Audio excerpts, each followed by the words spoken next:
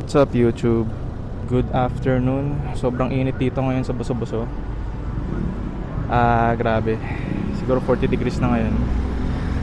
Pero dito pa lang meron ng view. Marami na rin tumatambay dito unti-unti. Yung mga nagbabike. So ngayong araw i-review natin tong Z Extendable R ulit. Pero this time i-features nyo na tsaka yung specifications nya galing kay Kawasaki. So without further ado, Kawasaki Ninja Z Extendable R medium ring. Yung feature to ng Showa front forks na fully adjustable for 3mm front suspension and fully adjustable na yan, Brembo brakes, 330mm disc with dual radial mounted monoblock 4 piston calipers. Para naman sa engine nya, 998cc na to, 4-stroke, inline 4, dual overhead cam, 16 valve and liquid cooled, producing 201 horsepower. Fully adjustable na rin pala yung rear suspension nito. Yung tires nya, 190 by 55 ZR17 tires. Para naman sa front tire size, 120 by 70 ZR17.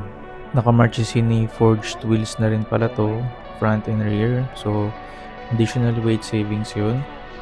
So pag-usapang weight savings, bukod sa Marchesini forged wheels, wala lang sa spec sheet, pero yung internal components ng 2023 Z Extendable R and generally speaking mga Z Extendable R, iba na yung internal components niya. So mas lighter materials yung gamit niya.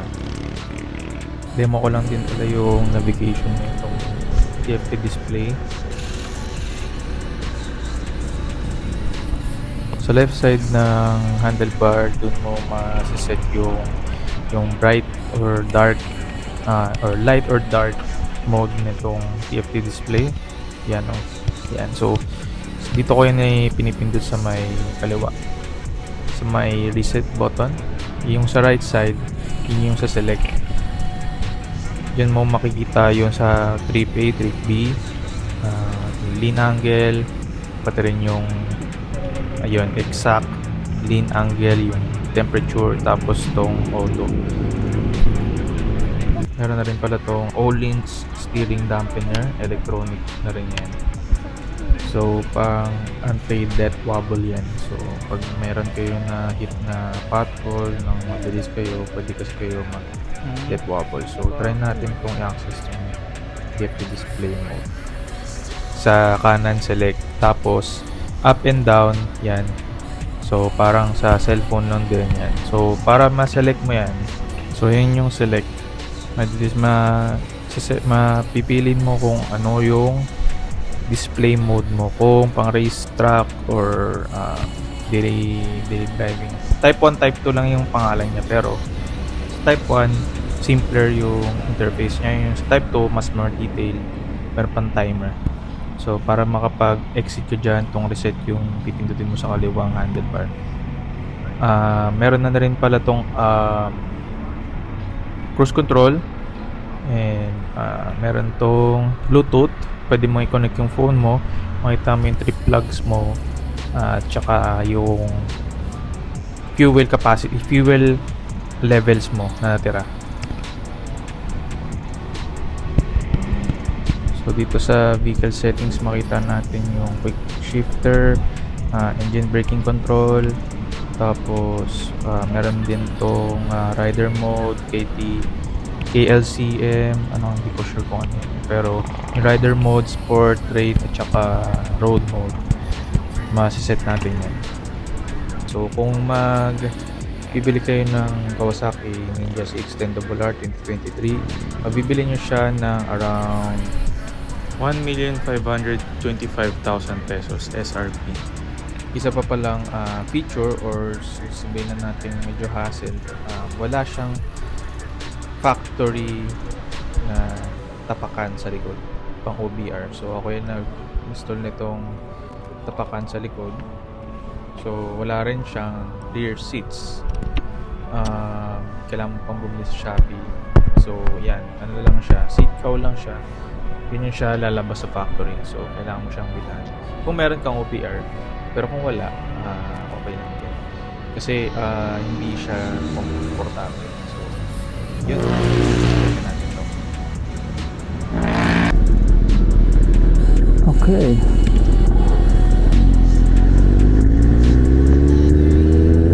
Okay guys. So, ngayon akit tayo ng Marilake.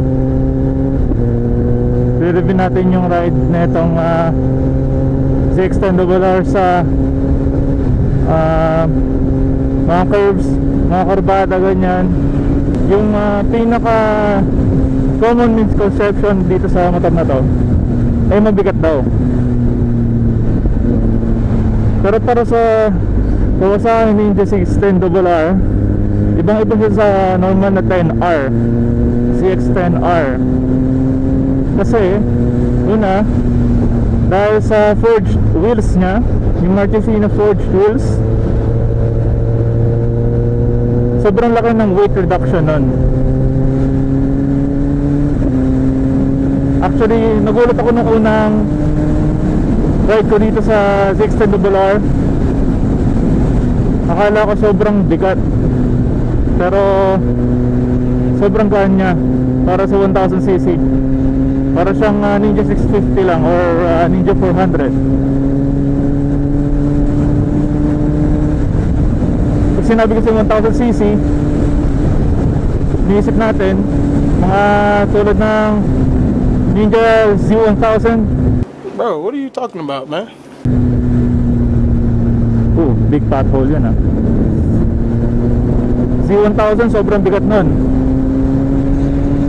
So, para sa akin, since ito yung first 1000cc ko, di ako sanay sa mabibigat. So, syempre, pinrepare ko na rin yung sarili ko na mabigatan ako sa ganitong motor, which is hindi yun yung case. Sobrang happy accident na napunta ako sa ganitong motor. Kasi kung sa normal na 10R, kumpara sa ibang superbike, kategory na sport bike, mabigat ang ZX10RR ay ZX10R na standard.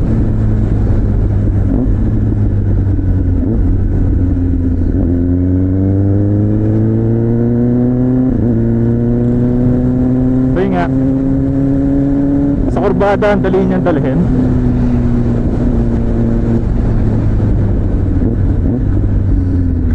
Braking power, wala akong masabi.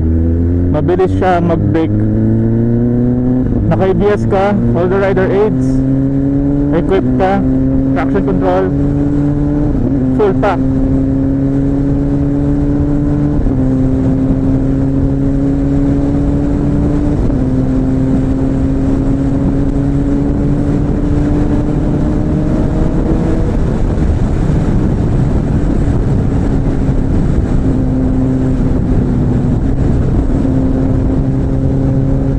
Sorry ko na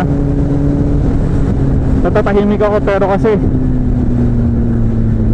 iba talaga yung lakas na ito. Yung tuning nito kumpara sa Yamaha R1, which is another super bike na sport bike. Sa Yamaha R1,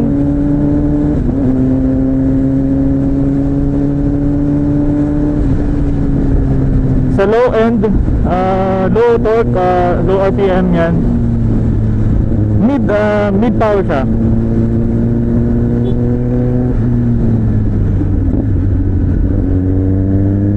Hindi siya masyadong, alam mo yun, hindi ka titilapon. Basta meron kang syempre throttle discipline. Tatrating nga natin sa saglit.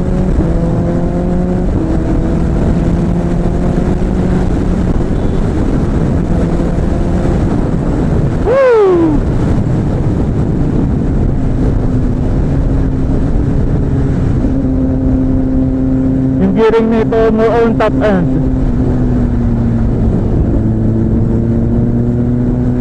power siya. So So sa nakikita sa YouTube, yung mga drag race kapag ZX-10R or ZX-10RR, medyo may similarities silang dalawa eh. Pang ano siya, top end. Minsan inisip ko baka yun yung reason kung bakit madalas manalo si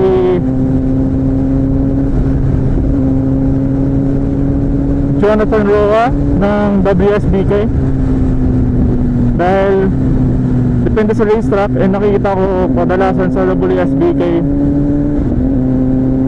maraming straights, maraming room para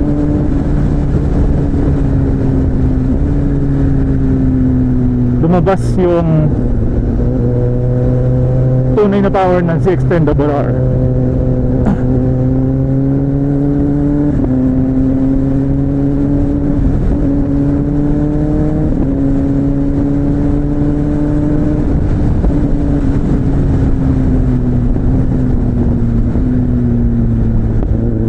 Yung makina nito sobrang refined, walang vibration sa handlebars, hindi ako natatakot kumurba ng ganito.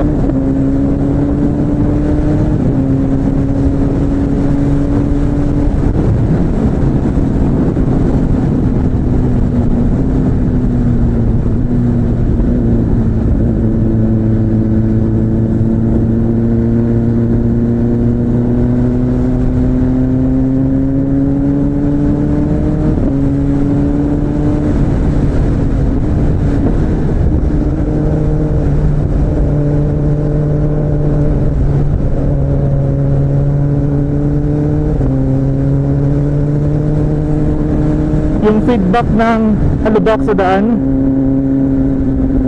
di ganun kasi sobrang lubak, hindi maramdam masyado, siguro dahil sa show of front fork suspension damper.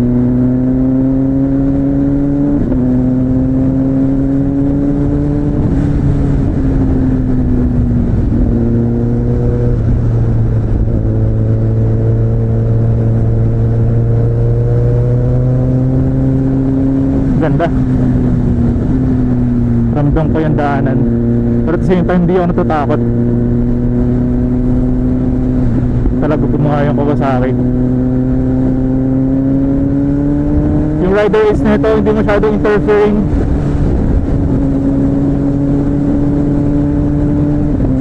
Pero pag kinailangan mo talagang pipitik yung ABS.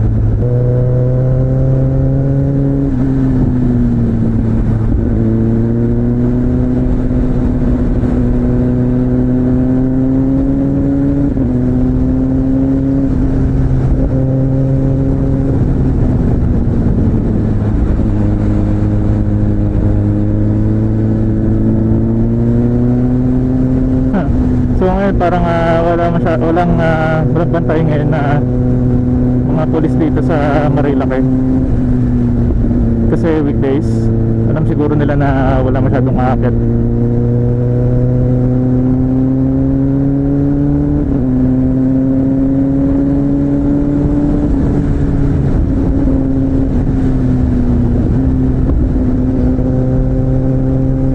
Ito yung Superbike para sa everyday rider, kasi dito sa mga gantong long ride hindi siya uncomfortable para sa akin.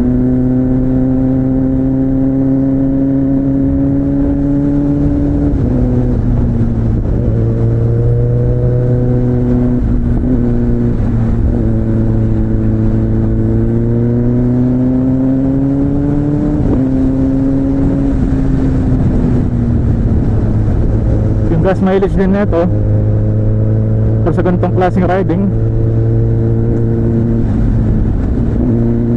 hindi rin masyadong magastos. So para sa iba, so naka-road mode tayo ngayon, meron din tong rain mode. Siyempre yung sport mode, yung effect nun twitchy yung throttle control. So dapat magaling ka mag throttle control, dahil kung hindi, pwede kang tumilapon. Instantaneous yung input mo sa throttle. Konting tiga mo lang, bubulusok ka agad.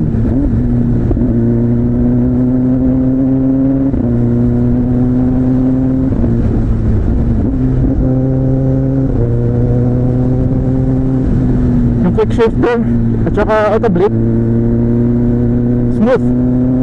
Pero may masasabi ako doon, yung auto blip pwede pang i-improve. Medyo makunat siya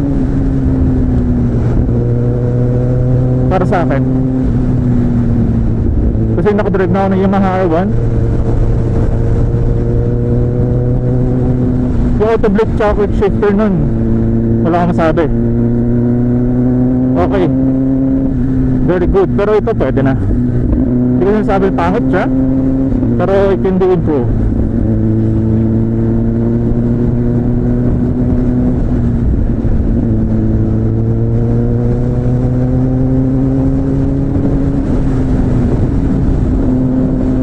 Yung sitting position nito, yung seats mismo, para sa akin medyo malambot siya para sa superbike. Kung nakaupo ko na sa ibang mga motor tulad ng mga Ducati, mga Honda CBR Fireblade, matigas yung foam na ginagamit nila. Pero pinag-isipan ng Kawasaki, gagamitin to for road use, kahit homologation bike.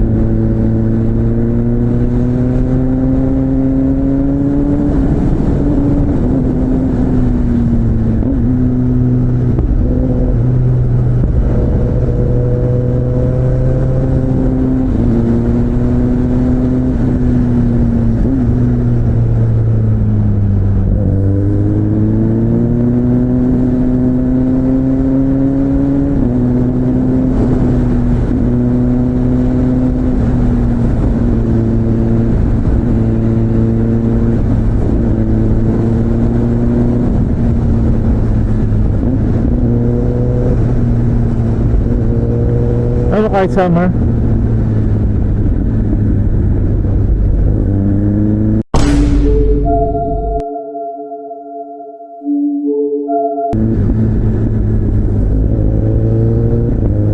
Ayan, may pulis na dito. Kahit summer, dito sa Marila kayo pag-aakit mo, hindi kami ko init eh. Pero sa baba na, nasusunog na kami lahat.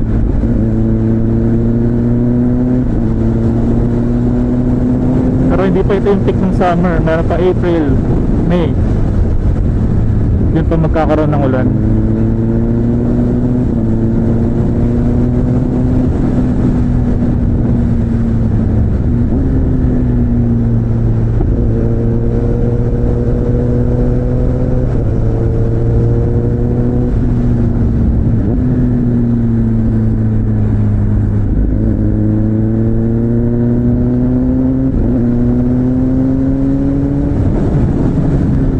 Big C, let's go.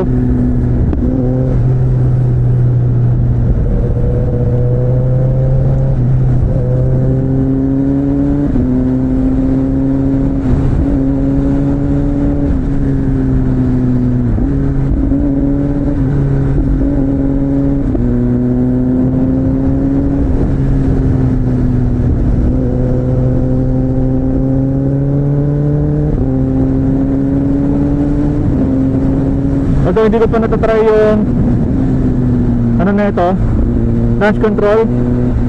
Meron siyang launch control.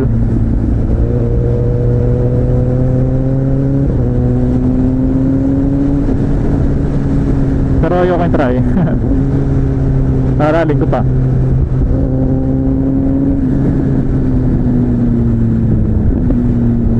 Ito naman. Yun na, ganda.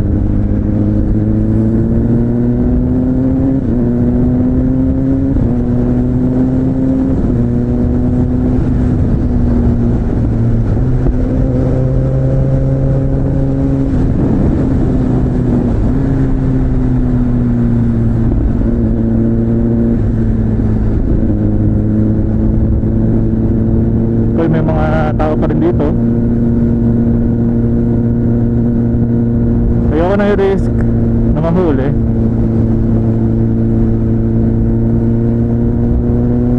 Minsan kasi nagtatago na yung mga polis para lang mahuli yung mga nag-overspeeding. Although, para sa akin, hindi mo na-overspeeding yung 80 sa curbs, ha? Kung kaya ng motor, edi go. Pero kasi yung ini-implement nila na speed limit dito, sobrang baba, grabe naman, 50. Ayon lang naman sa nababasa ko yun sa Facebook, ha. Pero correct me if I'm wrong.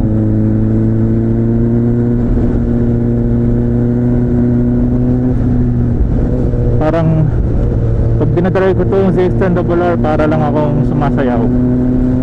Walang pressure, walang kahit ano.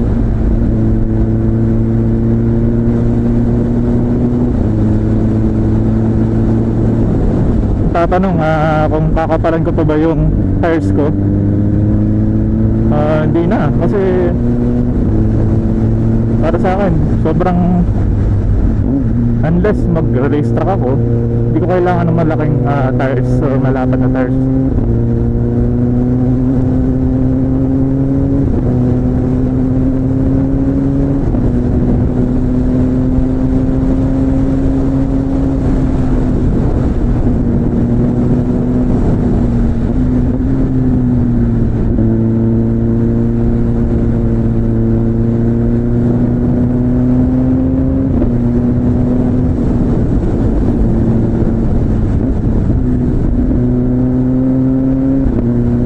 Pero papansin nyo, nagma-manual pa rin ako minsan kapag nagda-downshift, kasi hindi ako confident sa auto blip nya. Masyadong masyadong ayun, oops, masyadong intrusive yung parang yung power nagka-cut. Sa ECU mapping siguro yun, kasi may napapanood ako sa YouTube na yung ECU yung nagdi-dictate kung kailan yung throttle cut kapag nagda-auto blip tsaka nag-quick shift. Ayun, so hindi ko trip yung pag lalo na pag nasa kurbada ako, kailangan manual. Parang mas confident ako dun sa manual na shift o auto blip. Pero yung pag quick shift pa taas, gear up, okay siya smooth. So yun, yung ergonomics nya sa side mirrors, so hindi masyadong may vibrate. Para sa akin, hindi masyadong may vibrate. So nakikita ko pa rin yung mga paparating na mga kotse sa likuran, yung mga overtake, yung mga mga kamote, yung mga mga motor na sisingit, ganyan, yung mga kotse. So goods siya, malaki rin siya.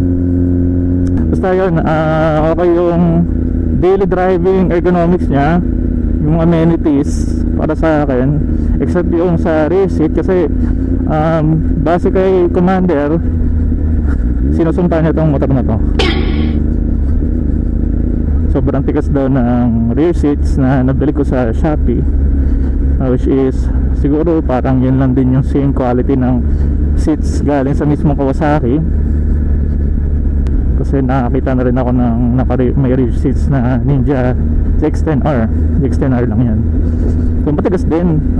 Tsaka yung size ng rear seat, hindi talaga siya pang pang OBR, kawawa OBR nya. Yung rider triangle nya hindi masyadong cramped. Medyo parang sport touring nga ito maikukumpara siya sa Ninja 650, mas aggressive lang ng bahagya. Yung handlebars, clip-ons, hindi masyadong mababa, and wala na akong planong pababain pa yun.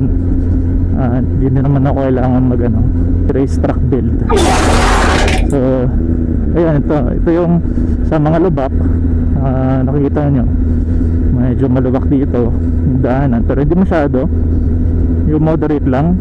So far okay naman, nakapagsalita naman ako maayos. Yung tank nya, yung gas tank nya malaki-laki na rin para sa kumbaga, para sa mas maganda kasi yung malaking tank kaysa yung maliit, kasi may mapapagtanganan ka ng tiyan mo kapag, lalo na kapag hard braking. So yun nga, isa pa yun dahil sa misconception ng mga tao na dahil sa parang malaking motor kasi to itong ZX-10RR. Langkit ng aso. Ayan, misconception ng mga tao dahil malaki to mabigat, pero hindi, it's not the case. Ayan, saan ako magpapark dito? Okay na siguro to, no? Hirapan ako iusog-usog to kasi dirt. So yun, ang mga insights ko dito sa motor na to, yung clutch din pala na ito para sa akin, ang lambot na ito para sa 1000cc. Yung R1 kasi ang tigas. Yung Z1000 medyo mas malambot kaysa dito, pero ito malambot na to, enough para sa akin. So yun, ano pa ba, yung headlights niya sa gabi medyo mahina para sa akin. Kailangan mo pa siyang i-high beam para alam mo yun, maging maganda yung tama ng ilaw sa lalo na dito sa Marilaki, kasi na-drive ko na to ng sa Marilaki gabi. So hindi siya, hindi wala akong confidence kasi hindi ko rin memorize yung Marilaki, pero para sa syudad ganyan, okay lang. Try na natin na ingay.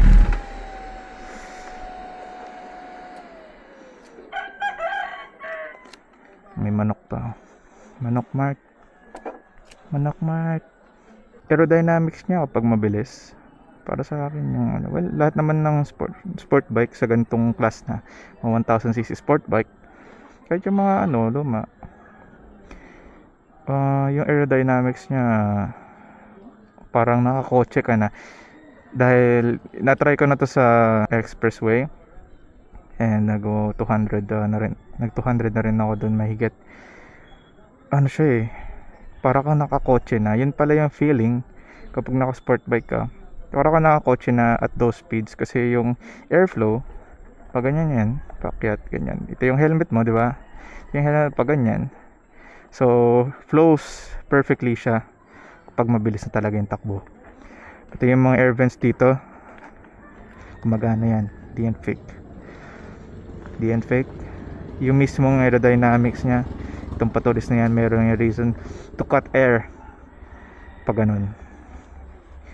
So yun, hindi ko na kailangan din to kasi malaki-laki na rin itong sa visor. So, kasya na yung yung laki ng helmet ko dito pag nag-tuck in akong ganyan. Actually ito kailangan nang tanggalin.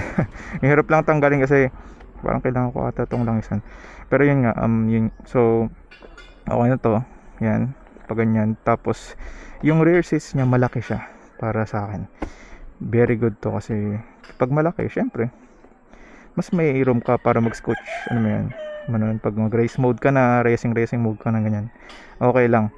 Kaya mong i-tuck in mo yung sarili mo dyan, dito yung thighs mo, yan tamang-tama. Tsaka ito yung tutuwa ako dito tatama itong forearms mo, dito yung ipoposition mo to dyan, yan. So parang nakaganon ka na, race mode kang ganon. Ito normal yan daw sa Kawasaki, sa mga ZX series, ZX-10R ganyan. Yung ilaw na ito para sa akin medyo minimalist, visible siya sa gabi, hindi siya parang alam mo yun, yung sa Fireblade kasi nakita ko sa parang medyo maliit lang, pero okay rin naman yun. Pero ito mas malaki, okay siya, para siyang nag R1 R1 style dito sa air vents dito may butas. tatagos yung hangin papunta sa likuran. Yan. Yung frame niya, so nakita nyo, medyo makapal siya. So, yung may kinalaman ang lapad ng frame sa, syempre, sa weight ng motor. Pero may pros and cons. Kapag malapad yung frame mo, syempre, mas stable siya sa mga curves. Yung vibrations na absorb ng frame, yan, papunta sa handlebar. Kaya pansin nyo, di masyadong ma-vibrate yung mga ZX10R or ZX6R, ganyan. Kasi pansin ko sa Kawasaki, para makakapal yung ginagamit nila ng mga mga frames eh. So syempre rigidity, yan. Yung performance niya sa ulan, na-drive ko na rin kasi ito sa ulan, heavy rain. May trick akong ginagawa eh. So tuck in ganyan, so mga nakakaalam lang din. Naka sport bike kang ganyan. Pag umuulan, tuck in ka lang na sobrang tuck in, para ka nakakotse na lang, ganyan. Ang nababasa lang sa'yo is yung likuran mo, syempre. At saka yung dito na side ng paa mo. Hindi ko lang trip dito kahit meron siyang ganitong tapalodo. So, tsaka yun nandito. Tumatama pa rin yung talsik ng ulan galing sa tires. Tumatama siya dito. Tapos tumutulo yung tubig ulan papunta dito sa loob ng sakong mo. No. So yun yung hindi siya talaga maiwasan. Talaga maglalaba ka ng sapatos kapag umulan, tas nabutan ka, tas gusto mo talagang sulungin na lang yung ulan. Well, yun lang. Apart from that, all in all, rate ko tong ZX10RR as 9. Kasi lahat na pwede mong gawin dito. Pwede kang mag racetrack, pwede ka rin mag road lang, street bike, ganyan. Flexible siya na motor, hindi siya sobrang purpose driven na motor, with being a sport bike / street bike. Para siyang on par kay Suzuki GSX-R 1000. So perfect street bike and perfect road race bike. So, yun lang naman. Magkape na tayo.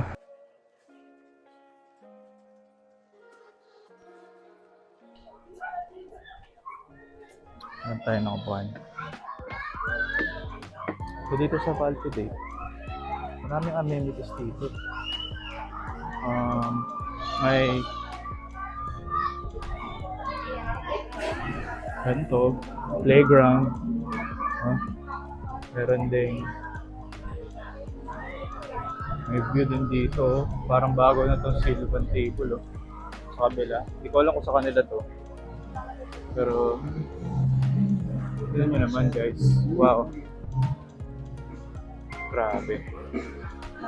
Marami na nag-iba dito kasi nakakapunta na rin tayo dito dati. Nakapunta na rin ako dito dati. Mga ilang taon na rin dito. Ayan, bago to eh. So, wow, grabe. Ito na yung ito na yung view. So, Golden Hour tayo ngayon. Sa sunset na. Ganda dito. Order na tayo. Ready order po, isang palpitate latte ay 64 pesos. Yay! Finally! Dito na ang ating order. Ganda ng araw. Kape, motor, sunset. Cheers guys. Peace out.